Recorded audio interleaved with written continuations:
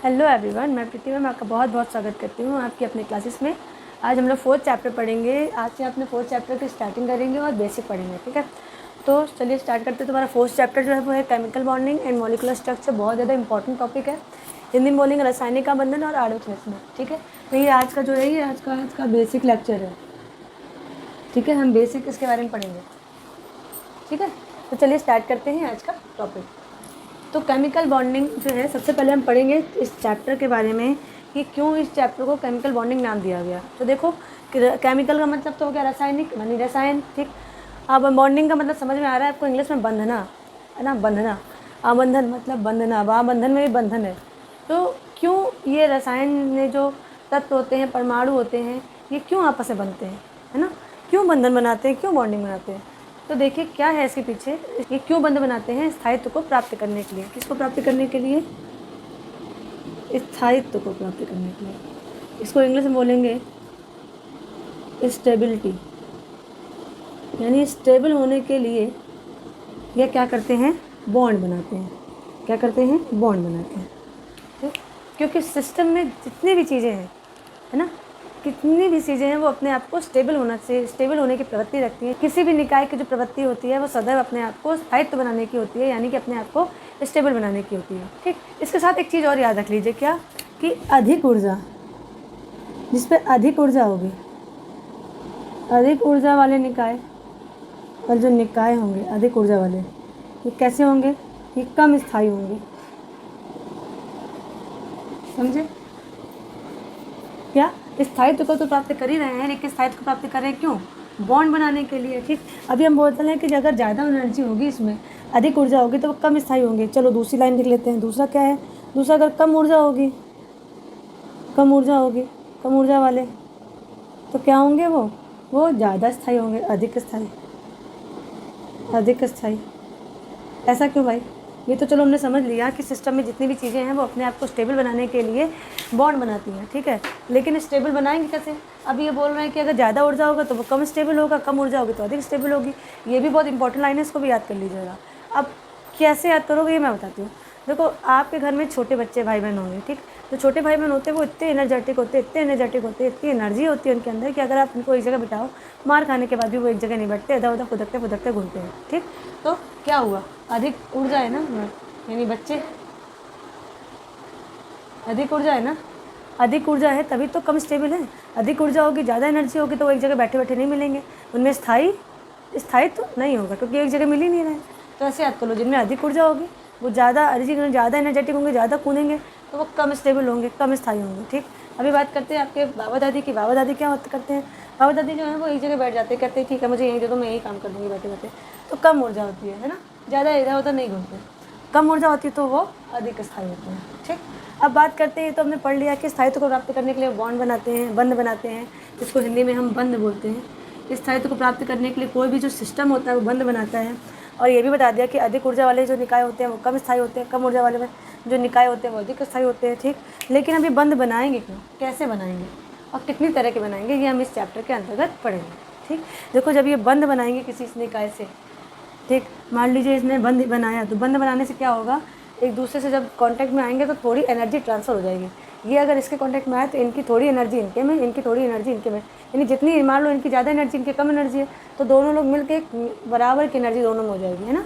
तो वही एक कुछ कॉन्सेप्ट आप समझ लो कि स्थायित्व को प्राप्त करने के लिए बॉन्ड बनाते हैं। और ये दो कंडीशन है कि अगर अधिक ऊर्जा है तो कम स्थायी होंगे और कम ऊर्जा है तो अधिक स्थायी होंगे। और हमें क्या करना है, हमें बंध बनाना है। बंध बनाने के लिए क्या करते हैं, अगर ये अधिक ऊर्जा वाले हैं, इनके पास अधिक ऊर्जा है और इनके पास कम ऊर्जा है, तो ये दोनों मिलकर एक क्या कर सकते हैं, बॉन्ड बनाएंगे। और बॉन्ड बनाने में इनकी एनर्जी कैसे हो जाएगी, न्यूट्रल हो जाएगी। इधर अधिक इधर कम है तो ये जो बॉन्ड बनेगा इसकी एनर्जी न्यूट्रल होगी। अधिकांश तत्वों के जो परमाणु होते हैं वो स्वतंत्र अवस्था में नहीं रह सकते, है ना। तो क्या करते हैं, वो रासायनिक संयोग द्वारा जो परमाणु है वो अणु बनाते हैं। तो इनके मध्य एक आकर्षण बल कार्य करता है। ये आकर्षण बल इनको एक साथ बांधे रखने का कार्य करता है, जिस आकर्षण कार्य एक दूसरे से बंधे रहते हैं। इनके फलस्वरूप ऊर्जा में कमी आती है और ये स्थायित्व को प्राप्त करते हैं। चलो, तो फिर क्या डेफिनेशन निकल के आई? देखो, ये सब चीज़ ऐसी कहानी थी। क्या निकल के आई डेफिनेशन? किसी अणु में विभिन्न परमाणु जिन आकर्षण बलों द्वारा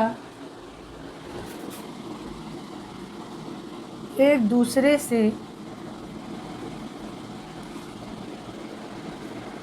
बंधे रहते हैं, वे बल रासायनिक बंध या रासायनिक आबंधन कहलाते हैं। समझ में आया कुछ? तो मैंने पहली बात बताया कि किसी भी निकाय की जो प्रवृत्ति होती है बस स्थायित्व को प्राप्त करने की होती है। ठीक है, मैंने बताया कि अधिकांश तत्वों के जो परमाणु है स्वतंत्र अवस्था में नहीं रह सकते, तो क्या करते हैं वो अन्य तत्वों के साथ क्या करते हैं, बंध बनाते हैं। लगभग सभी तत्वों के परमाणु जो हैं वो परमाणु जो है वो अणु बनाते हैं। जब वो अणु बनाते हैं तो उनके मध्य में एक आकर्षण बल कार्य करता है जो उनको बांधे रखता है। ठीक है, तो बांधे रखने से क्या होता है, उनकी ऊर्जा में कमी आ जाती है। और अगर हमें ऊर्जा में कमी आ गई, ऊर्जा कम हो गई, तो वो क्या हो गए, स्थायी हो गए, यानी कि स्टेबल हो गए। और हमें ऊर्जा में कमी लानी है, इसलिए बॉन्डिंग क्यों करते हैं, जो ये ऊपर लिखा है, किसी अणु में विभिन्न परमाणु जिन आकर्षण बलों द्वारा एक दूसरे से बंधे रहते हैं वे रासायनिक बंध रासायनिक अबंध कहलाते हैं। और रासायनिक अबंधन या बॉन्डिंग करने से क्या होती है, उनकी ऊर्जा में कमी आती है और वो स्थायित्व जाते हैं। इसलिए निकाय में या सिस्टम में जो जितने परमाणु अणु होते हैं वो बॉन्ड बनाते हैं क्योंकि वो स्थायित्व को प्राप्त कर सके। ठीक है, हर इंसान स्थायी होना चाहता है, आप भी चाहते हो, हर कोई चाहता है कि मेरे पास किसी चीज़ की कमी ना हो, है ना। तो वही चीज़ है कि स्थायित्व को प्राप्त करने के क्या कराते हैं, वो एक बंध बनाते हैं। बंध बनाते हैं तो बंध बनाने से क्या होता है, उनमें ऊर्जा में कमी आ जाती है। ऊर्जा में कमी आने से कैसे हो जाते हैं, स्थायी हो जाते हैं। ठीक, अब हम पढ़ेंगे संयोजकता का इलेक्ट्रॉनिक सिद्धांत।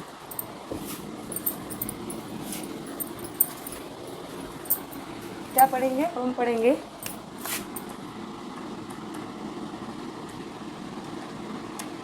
संयोजकता का इलेक्ट्रॉनिक सिद्धांत। देखिए, दो साइंटिस्ट थे, एक साइंटिस्ट थे कोसेल और एक थे लुईस। कोसेल और लुईस ने परमाणु संरचना के ज्ञान के आधार पर सन 1916 में संयोजकता को इलेक्ट्रॉनों के संदर्भ में समझाने के लिए एक सिद्धांत प्रस्तुत किया। ठीक, क्या इस 11 पढ़ेंगे संयोजकता का इलेक्ट्रॉनिक सिद्धांत। तो साइंटिस्ट थे कोसेल और लुईस। कोसेल और लुईस ने 1916 में परमाणु संरचना के ज्ञान के आधार पर क्या बताया, ज्ञान के आधार पर संयोजकता को इलेक्ट्रॉनों के संदर्भ में समझाने के लिए, कि हम संयोजकता जिसकी बात कर रहे हैं उसको हम कैसे समझाएं, इलेक्ट्रॉनों के रूप में समझाने के लिए एक सिद्धांत प्रस्तुत किया जिसको हम संयोजकता का इलेक्ट्रॉनिक सिद्धांत कहते हैं। ठीक, क्या बताया उन्होंने, बताया कि किसी तत्व की संयोजन क्षमता मतलब संयोग, जोड़ने की क्षमता, संयोजन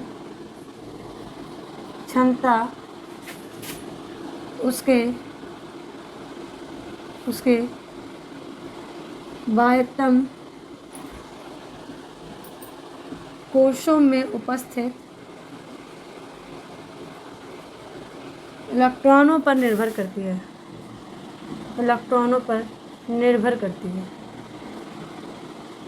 क्या समझाया कि किसी तत्व की संयोजकता उसके बाह्यतम कोश में उपस्थित उसके बाह्यतम कोश में उपस्थित इलेक्ट्रॉनों की संख्या पर निर्भर करती है। ठीक, और एक चीज़ क्या बोला कि बाह्यतम कोश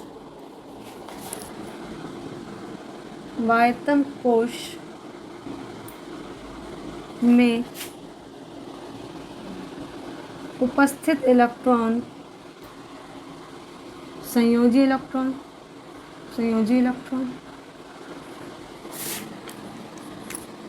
तथा बाह्यतम तम कोश को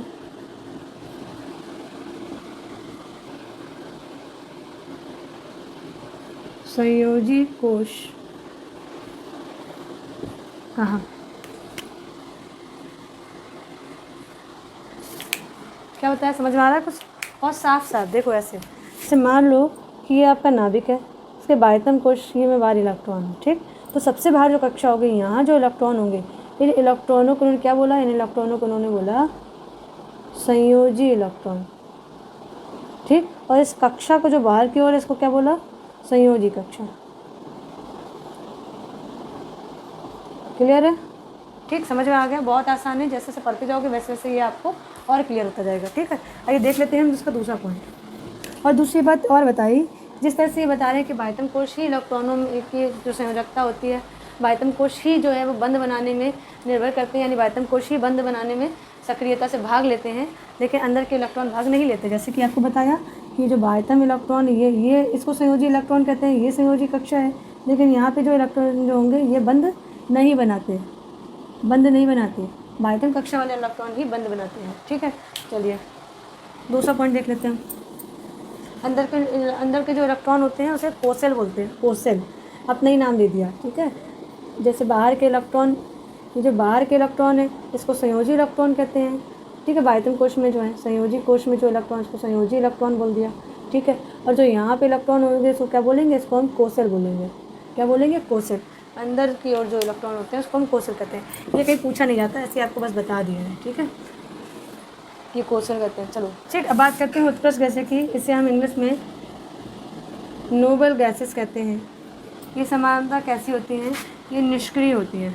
उत्कृष्ट गैसें क्या होती हैं? ये समानता या लगभग क्या होती है, निष्क्रिय होती हैं। ये कम तत्वों के साथ बंध बनाती हैं, है ना। ये बहुत कम बंध बनाती हैं,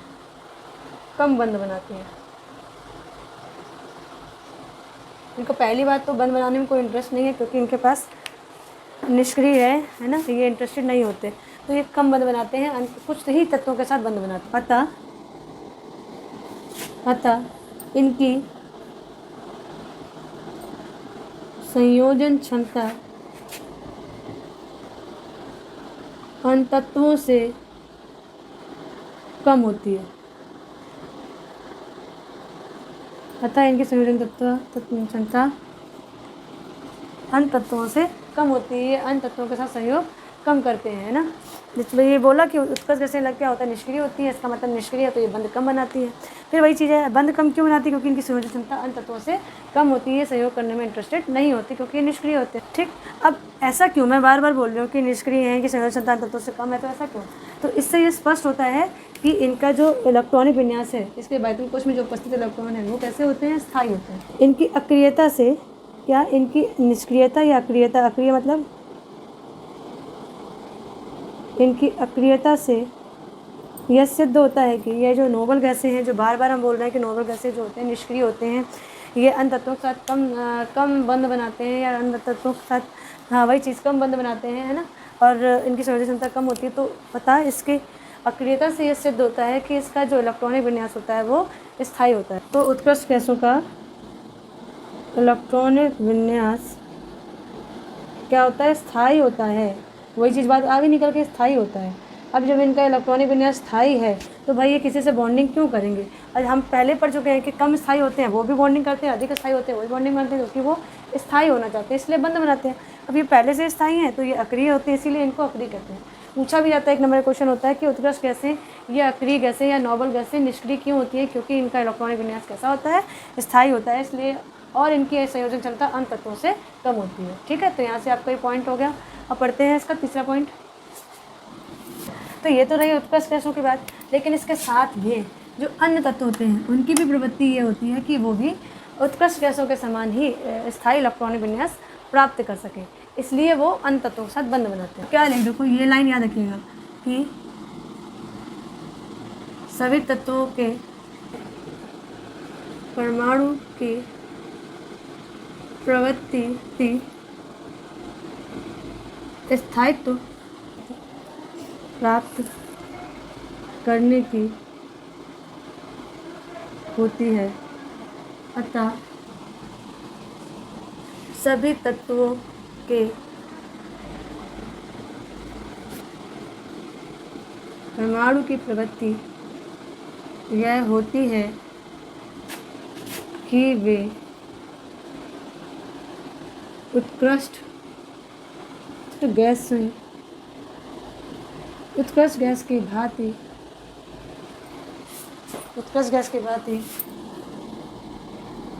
स्थायी इलेक्ट्रॉनिक विन्यास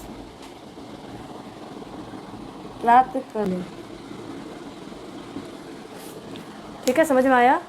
ये एक इंपॉर्टेंट लाइन है, इसको समझिएगा कि सभी तत्वों की परमाणु प्रवृत्ति। देखो पहली बात तो बाह्यतम कोश जो होते हैं वो इलेक्ट्रॉनिक वो जो हैं वो उसमें बॉन्डिंग में या बंध में भाग लेते हैं, उसके संयोजी कोश कहलाते हैं, संयोजी इलेक्ट्रॉन कहलाते हैं जो बाह्यतम कोश में उपस्थित होते हैं। अब उत्कृष्ट गैसें होती हैं, ये निष्क्रिय होती हैं, उत्कृष्ट होती हैं, नोबल होती हैं। ये अन्य गैसों ये अन्य तत्वों के साथ सहयोग कम करती हैं क्योंकि इसकी संयोजक क्षमता अन्य तत्वों से कम होती है, और साथ में ही जो यहाँ लिखा था इनका इलेक्ट्रॉनिक विन्यास स्थायी होता है, इसलिए ज़्यादा ये किसी से बंध नहीं बनाते। ठीक, फिर क्या है कि नहीं सिर्फ नोबल गैसों के साथ नहीं, ये तो ऐसे होते ही हैं, लेकिन बाकी जो अन्य तत्व होते हैं उनकी प्रवृत्ति होती है कि वो भी अपने आप को स्थायी बनाना चाहते हैं। और कैसा स्थायी? नोबल गैस जैसा। वो भी चाहते हैं कि मेरा जो इलेक्ट्रॉनिक विन्यास है वो उत्कृष्ट गैसों जैसा ही स्थायी हो, इसलिए वो बंद बना देते हैं। इनके पास तो भगवान ने ऐसा दे रखा है, इनका गुण ऐसा दे रखा है, लेकिन ये अपने आप को स्थायी बनाने के लिए कहते हैं कि हमें उसके जैसा बनना है, हमें उत्कृष्ट गैसों जैसा नोबल उत्कृष्ट गैसों जैसा ही इलेक्ट्रॉनिक विन्यास प्राप्त करना है। देखो कोई कन्फ्यूजन हो रहा है? उत्कृष्ट गैसें, अक्रिय गैसें, ठीक है, निष्क्रिय गैसें, ठीक, और नोबल गैसेस, इसको भी हम इंग्लिश में नोबल कहते हैं। ठीक है, ये सब एक ही नाम है। ठीक है, ये सब इसके एक ही नाम है, इनको कई नामों से जाना जाता है। तो कहीं उत्कृष्ट कैसे बोला जाए, कहीं अक्रिय, कहीं निष्क्रिय और कहीं नोबल, तो सब एक है। अब देखो हम आपको दिखाते हैं कि अक्रिय गैसें जो होती हैं यानी निष्क्रिय गैसें जो होती हैं इनका इलेक्ट्रॉनिक विन्यास स्थायी किस तरह से होता है। जैसे देखो कौन कौन से तत्व हम लोग पढ़ चुके हैं? Helium, organ, krypton, xenon. ठीक, इसका परमाणु क्रमांक 2 होता है, इसका 10 होता है, इसका 18 होता है, इसका 36 और इसका जो होता है 54 होता है। ठीक है, अब निकालो। देखो 1s2, इसका 1s2, 2s2, 2p6, इसका देखो 1s2, 2s2, 2p6, 3s2, 3p6। अब इसका हम सिर्फ लास्ट का लिखते हैं।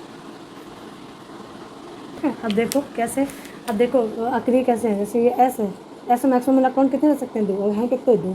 यहाँ बात करते हैं अंतिम कोश कौन सा होगा, जो सबसे बाद में आएगा ना। यहाँ बोला है कि सबसे अंतिम कोश या बाह्यतम कोश जो होता है वही संयोजी कोश होता है ना। तो चलो ये बना लेते हैं। पी में कितने देखो होते हैं? 1 2 3, कितने हैं? 6, 1 2 3, 6 हो गए ना। तो ये भी पूरा भरा है, ये भी पूरा भरा है। यहाँ बना लो, देखो 1 2 3 4 5 6, ये भी पूरा भरा है, पी पूरा भरा है, पी पूरा भरा है। तो ये क्योंकि पूरे भरे हुए हैं इसलिए ये अन्य तत्वों के साथ सहयोग नहीं करते, क्योंकि ये पहले से स्थायित्व है, इन्हें स्थायित्व होने की ज़रूरत नहीं है। ठीक है, ऐसे ही जो अन्य तत्व होते हैं वो भी अपना इलेक्ट्रॉनिक विन्यास इस तरह का रखना चाहते हैं, इस तरह के बंध बनाना चाहते हैं अन्य तत्वों के साथ कि वो अक्रिय गैसों वाला ही इलेक्ट्रॉनिक विन्यास प्राप्त कर सकें। ठीक है, हटा दें इसको। चलो जाओ जरा देखो कि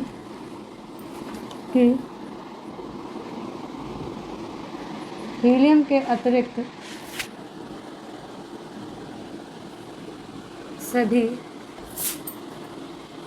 सभी उत्कृष्ट गैसों के बाह्यतम कोश में 8 इलेक्ट्रॉन होते हैं। ठीक है, बस हीलियम में नहीं होते। हीलियम उत्कृष्ट गैसों का ही है। तो क्या है? हीलियम के अतिरिक्त अधिकांश तत्वों के परमाणुओं में अपने बाह्यतम कोश में 8 इलेक्ट्रॉन कर लेने की प्रवृत्ति होती है। इसको हम क्या बोलते हैं? अष्टक नियम कहते हैं। अष्टक नियम, अष्टक का मतलब आप कुछ को रिलेट कर सकते हो 8 इलेक्ट्रॉनों से। ठीक है, तो हीलियम के अतिरिक्त अधिकांश तत्वों के जो परमाणु होते हैं, हीलियम क्योंकि हीलियम में मैक्सिमम इलेक्ट्रॉन 2 ही होते हैं, जबकि वो उत्कर्ष गैस है, ठीक है। तो ये लाइन भी यहाँ पे याद कर लीजिए, बहुत इंपॉर्टेंट है कि हीलियम के अतिरिक्त अधिकांश तत्वों के जो परमाणु होते हैं वो अपने बायतन कोश में 8 इलेक्ट्रॉन रखने की प्रवृत्ति रखते हैं। वो भी चाहते हैं कि मेरा उत्कृष्ट गैसों की तरह ही इलेक्ट्रॉनिक विन्यास स्थायी हो, ठीक है। तो वो भी ऐसी प्रवृत्ति रखते हैं। भाई हीलियम या अक्रिय गैसों में तो ऐसा होता ही है, लेकिन जो अन्य तत्व होते हैं जो यहाँ लिखा है, ठीक, कि अन्य तत्वों के जो परमाणु होते हैं वो भी अपने बायतन कोश में स्थायी इलेक्ट्रॉनिक विन्यास प्राप्त करना चाहते हैं। कैसे? हीलियम की तरह ही स्थायी इलेक्ट्रॉनिक विन्यास प्राप्त कब होगा? जैसे इनके अष्टक भरे होते हैं, ऐसे ये भी चाहते हैं कि मेरे भी बायतन कोश में 8 इलेक्ट्रॉन हो। तो इस प्रवृत्ति को क्या बोलते हैं? हम अष्टक नियम कहते हैं, ठीक है। ये बहुत इंपॉर्टेंट है। अब हम मिलेंगे अपनी नेक्स्ट वीडियो में हम पढ़ेंगे बंधों के प्रकार, ठीक। बंधों के प्रकार में ये अष्टक नियम बार बार आएगा, ठीक है। तो इसको आप बहुत ध्यान से देखिएगा।